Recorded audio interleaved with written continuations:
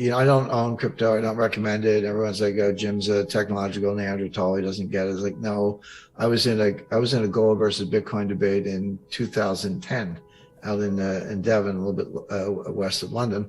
And when I'm in a debate, I like to know more about my opponent's subject than he does, because I don't want to get picked off. I want to win the debate.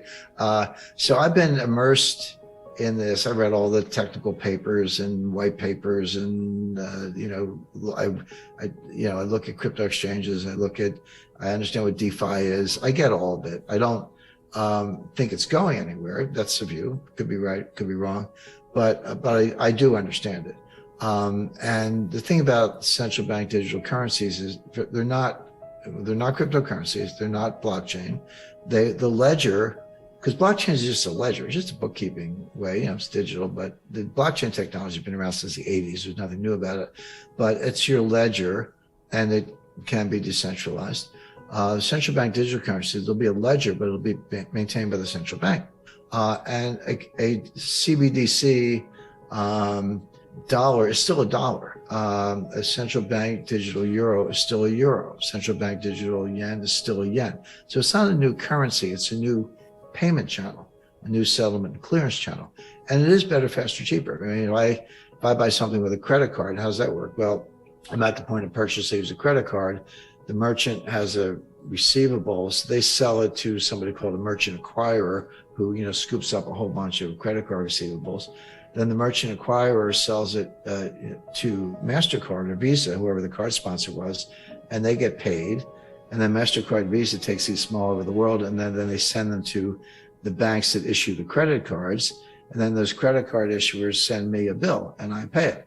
Well, you got 5 parties in that transaction. You got the customer, the merchant, the merchant acquirer, MasterCard, and the issuing bank, and like 2.5%, 3% fees end to end.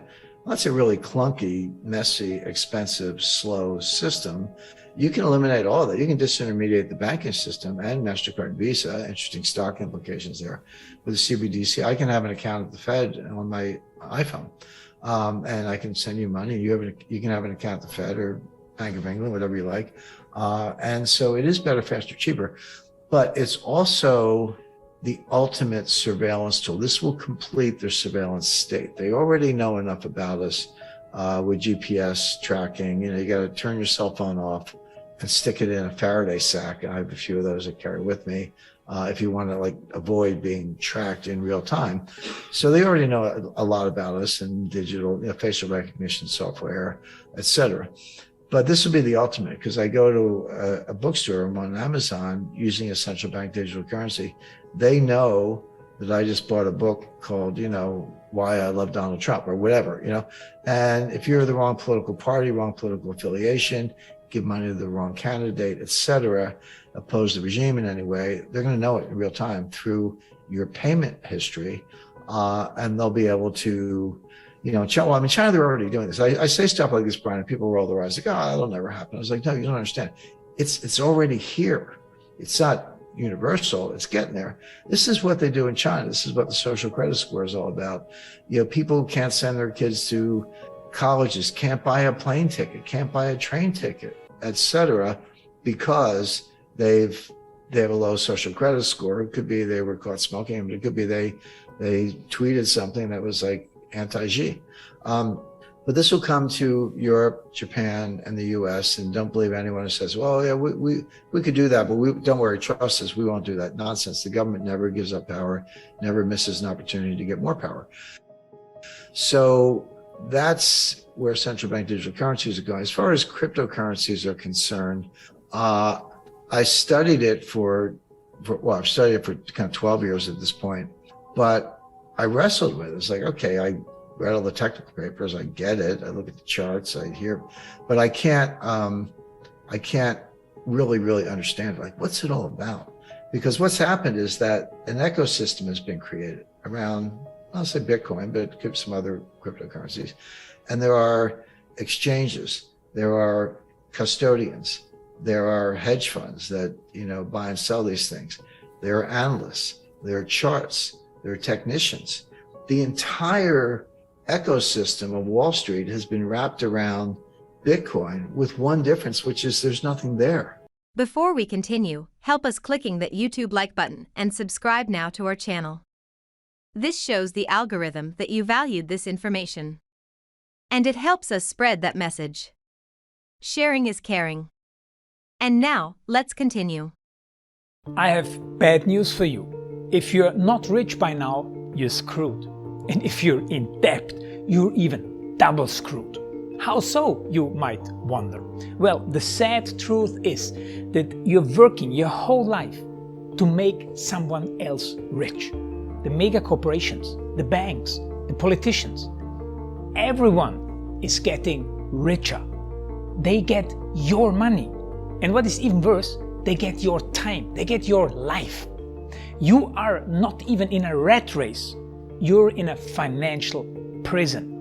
But what could a solution for you look like? Honestly, I don't know, but I know what a solution for me would look like. It's very simple. I use whatever money I have and I multiply it with 1,000. This could make my life much easier and probably yours as well.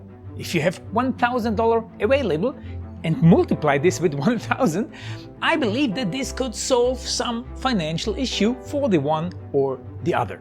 Of course, if you're ugly, you would have to multiply it with much more than 1,000.